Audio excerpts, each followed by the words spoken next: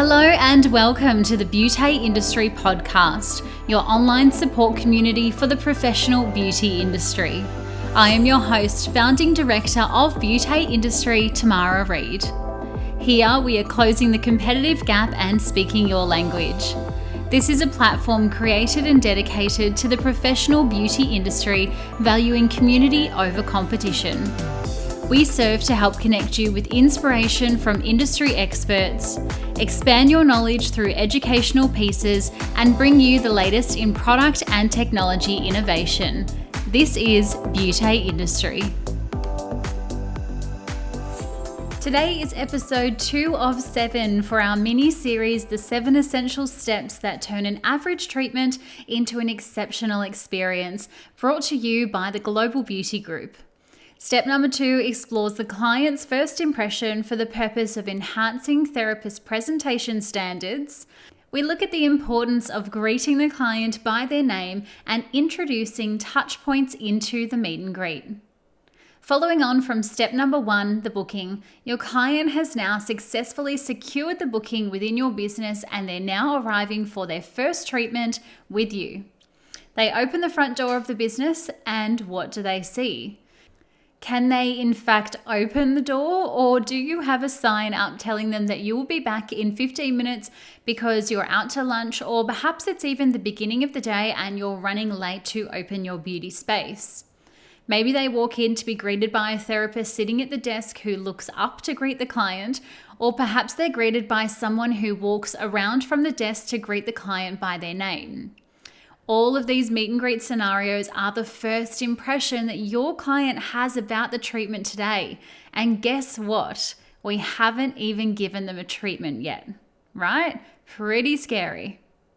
Did you know psychological studies reveal that first impressions are formed within just 7 to 17 seconds of meeting somebody? 55% of a person's first opinion is determined by their physical appearance. Your client has made up their mind about your business, the service they're being provided, and the therapist or receptionist who greets them within the first 17 seconds. And all of that impression, 55% of it, is being made by what we look like. How unfair is that? So when you think about it, as therapists, we use our hands to create all the magic. You know, the snoring, body jolting, relaxing, and results-based treatments. These are all created with our magical hands, our tools of the trade. Yet our services and our businesses are being judged by how we meet and greet the client and how we present ourselves. Hence why this is one of the most crucial steps to get right from the beginning. In order to make a great first impression, ensure that you're taking notice of the client when they walk into your space. Now, I know that seems like a no-brainer, but in the middle of checking in and out clients, running around, filling hot towel cabbies up, dispensing products and replacing cotton rounds, we can get a little sidetracked. So where possible, make sure you stop what you're doing, greet the client with a smile and welcome them into your space. Something simple like, "Welcome to ABC Day Spa, how can I help you today?" takes the client experience into an entirely new level. Imagine being welcomed into a space that you've never been into before. It's almost like royalty or magic, don't you think? Now that the client's in your space, whoever is on reception and has welcomed them into your beauty space should kindly ask the client to take a seat in the lounge or the waiting area and offer them herbal tea, water, or champagne if you're a bit of a funky space, whatever beverage you serve, and ask that they kindly complete the consultation card for better assistance with the treatment today. This person should also tell the client who the therapist is and the time length that they're expecting to go through to the treatment room today. There's nothing worse than having a client sit there, tapping the pen or tapping her foot, not knowing when she's going to go through, constantly checking the time when she can see other therapists run around. The person might say something along the lines of, "Mary, I'll take you on through to the treatment lounge here to complete this consultation form, which is going to assist with your treatment today. Your therapist is Jessica, who will collect you from the lounge and take you on through to the treatment room shortly. Now, can I offer you a tea or a water while you're completing your client card?" It's always best to have really clear and concise communication between the first point of contact and the therapist so that everybody knows who is where and what is happening and where they stand in the space at any one time. This being said, the person who met and gret the client initially should communicate with the therapist and let them know that Mary has arrived, and perhaps something a little bit more detailed, like she's sitting on the left, she's wearing a pink t-shirt and carrying 2 shopping bags. This gives the description to the therapist, and it helps the therapist actually go and greet their client rather than just wandering into the lounge and shouting, "Mary," looking around like somebody's going to pop their hand up and suggest that their name is Mary. In the beauty and aesthetics industry, therapists should represent to their clients with a polished and professional look at all times. So ladies, this means no Sunday lazy hair, overfilled lashes, lips, and claws as fingernails that break through the gloves. I see you out there. I know it's happening. To not only meet but exceed a client's expectation, for a client to view our industry as a professionally educated one, not just as a treatment, we need to reflect this in the way that our therapists present themselves. So our presentation standards that we go by are 5-star, and this criteria rates to a 10 out of 10 score for a therapist. So this criteria of presentation standards should be aimed for from the very first treatment the client walks into your space all the way through to the last, and should always be touched up prior to treating clients, especially after lunchtime. Let's talk uniforms. I mean, it sounds pretty simple, but wear one, right? If you're not wearing a uniform, then you're not representing a business or a brand, you're actually just representing you. Uniforms should be cleaned, free from stains and spills, pressed with an iron, and complete with a name badge on the top left hand of your shirt. Shoes and socks are essential to finishing a uniform and should complement the color of the uniform. Always your shoes are going to be closed-toed, comfortable, and super supportive, enough for your body to endure long treatments standing on your feet all day, every day. I think the price point, availability, and durability of Skechers is amazing, and I've heard really good things about Frankie 4. Now, with your uniforms, this always comes back to the business branding. So if you have a really funky nail bar that does serve champagne, well, then maybe you're not going to have green uniforms. You might have, really cool, funky collared shirts with a little bow tie, or, a silk wrap in your hair, versus a day spa who is going for more of that luxe, eco-friendly kind of relaxing vibe. Well, then obviously they're going to go for the greens. So as per your branding, your values, your client experience, this is what your uniforms are going to reflect.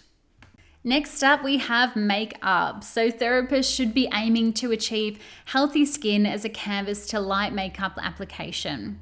This includes practicing what you preach by having regular treatments and following a professional home care routine. The amount of therapists I have asked, "When was your last treatment?" they look at me blank and they can't even think, or generally they say, "Training tomorrow." So make sure you are having treatments and using the products that you're trying to recommend to your clients, especially when it comes to makeup. This is the billboard for your business to advertise the colors, the longevity of the wear, and also the finish. A day-looking makeup coverage of foundation or powder, a little basic slick of mascara, tidy of your brows, and a neutral or a light-colored lipstick is preferred and should always be reapplied after breaks and in between clients, and it just puts that little bit of finesse and finish on the look. Community, I'm just popping in here for a little mention of our mini-series sponsor, the Global Beauty Group. I adore that the Global Beauty Group lives and breathes their mission of making people feel wonderful. With over 25 different technologies available, including the Medilux LED and the Observe Skin Analysis Machine, the Global Beauty Group connects businesses of all size with the best and brightest in the industry. Paired with rapid response technical support, professional clinical guidance, expert marketing advice, and industry-leading educational programs, their multi-award winning team ensures your business grows beautifully with aesthetic technology. Phone the team at the Global Beauty Group today on 1300 006 607, or you can visit www.theglobalbeautygroup.com.au for more information. And now, back to the episode. Your hair should always be up and neatly secured away from your face. If you're moving your hair out of your eyes or you're tucking it behind your ears, then you need to invest in hairspray and bobby pins, my friend, because it's unhygienic and distracting when you're performing treatments, especially if you're performing things like skin needling, when you need a sterile environment. Unless you have a super funky out there brand, your hair should always be a respectable color, which is clean and free from obvious regrowth. Let's chat about our money makers, the hands, right? Hands should be free from jewelry unless you're wearing a wedding band, of course, because think about it, you've got hand to skin contact. Your nails should always be short and really neatly manicured, finished with or without polish, gel, refilled all the time, especially when it's starting to chip. If you can see the tips of your nails when you're looking at your palms and you're doing lots of massage, especially beautiful relaxing facials, then this means that they're going to be able to scratch your client's skin. Now, always a bit of a touchy subject. I know business owners don't always feel comfortable with having the conversation around, but I'm going to touch on personal hygiene here because it is a physical job being a therapist. And with that, we can get hot, irritated, and sweaty during treatments. There's no doubt about it, especially during summer if you've got a treatment room which has a window and no aircon. So ensure your personal hygiene is free from scent with a really natural smelling deodorant. You can apply this in the morning of your shift and also throughout the day, especially after long treatments and during lunch breaks as well. With your lunch breaks, they should always follow with a mint or even a quick brush of your teeth because the smell of food and especially cigarette on lunch breaks is never ever acceptable.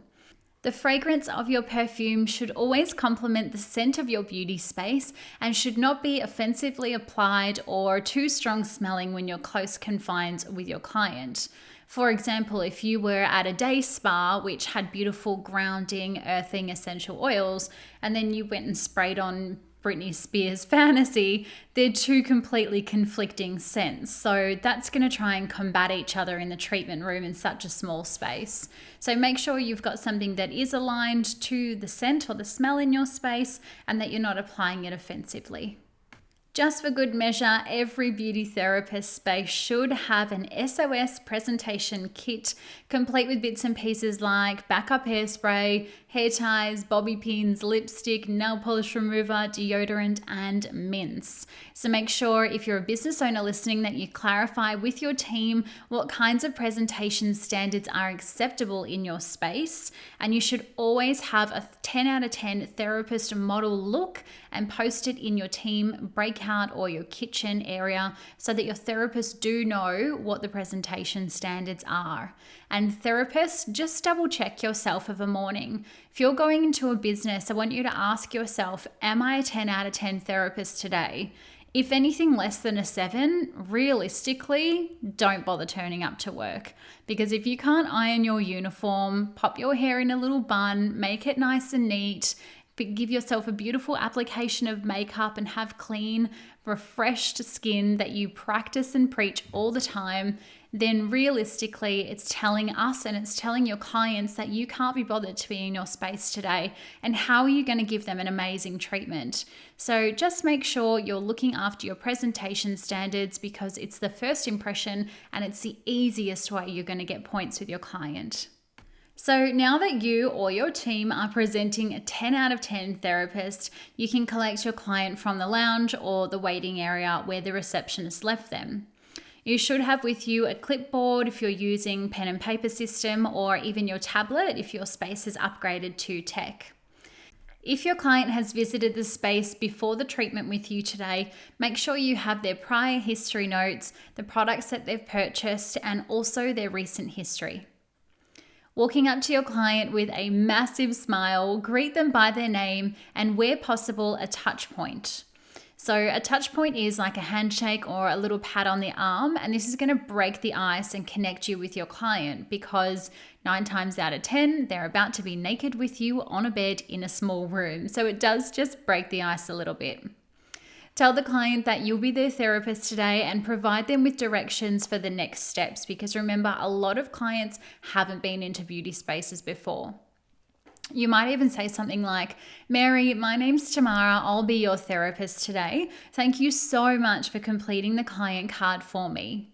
We're going to start today's treatment with a consultation. So if you would like to take a seat at the diagnosis machine, that would be fantastic.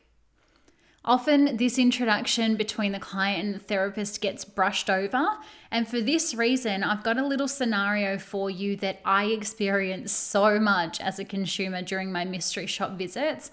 And I want you to virtually experience it with me. So imagine this, right? You're sitting in the lounge on the couch waiting for your therapist to come and collect you for your treatment. And next to you is another client on the couch. A 10 out of 10 therapist comes down the hall and goes to the other client and says, Jody, I'm Tamara. I'll be your therapist today. Thank you so much for completing the client card. That's going to help me tailor your treatment to your needs. Follow me through to the treatment room and we're going to start your journey. Jody and Sophie, the client, get up and they leave for the treatment room.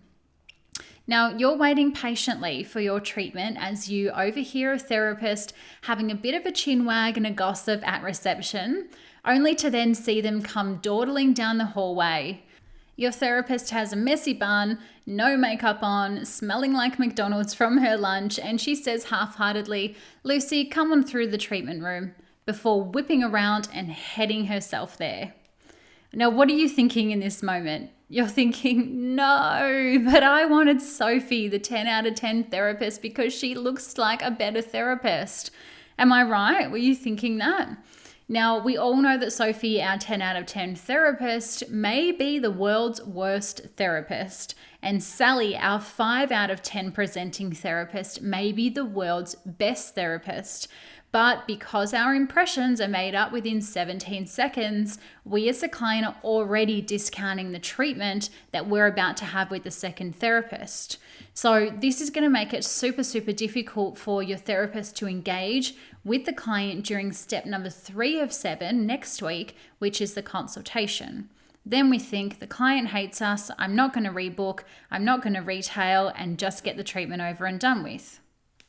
So to save this from happening, I want you to really think about the meet and greet that either you or your therapist are providing to the client, because I want our clients to see that we are professional. We have studied so damn long. We study extracurricular activities. We study extra product training, extra technology training. We've got so many resources at our fingers that we are specialists in the area. But if our presentation and our introduction let us all down, well, then that's quite unfortunate for what our client thinks about the industry and thinks about the treatment that they're going to get today. I want to thank you so much for tuning into episode number 2 of 7 for our mini series, the 7 essential steps that turn an average treatment into an exceptional experience, brought to you by our friends at the Global Beauty Group. Next Monday, we look at step number 3, which explores the consultation for the purpose of asking more intelligent consultation questions, marrying up the client's lifestyle, which is also causing their concern, and how our therapist can understand basic client behavior, and 2, how we can use technology to enhance our credibility. If you have enjoyed today's episode and this mini-series, make sure you click the subscribe or follow button in your podcast app, and 2, like and share this episode across our social pages at Beauty Industry. Remember that a transcribe of this episode is going to be live on our blog on Wednesday, so you can go on there, download it, print it, and stick it up in your staff kitchen for everybody to see, or even post it in your team Facebook group so that everyone can have a read and get consistent. A big thank you, as always, to our friends at the Global Beauty Group for making this episode possible.